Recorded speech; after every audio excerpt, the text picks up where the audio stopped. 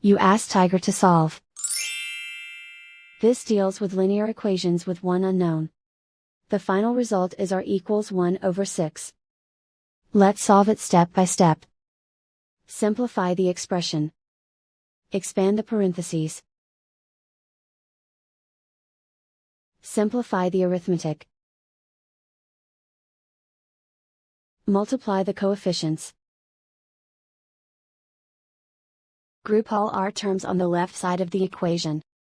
Add 69r to both sides. Group like terms. Simplify the arithmetic. Group like terms. Simplify the arithmetic.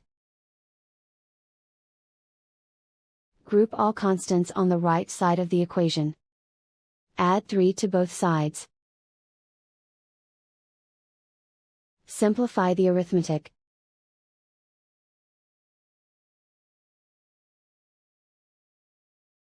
Isolate the r. Divide both sides by 90. Simplify the fraction.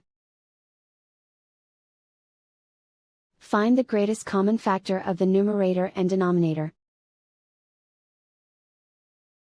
Factor out and cancel the greatest common factor.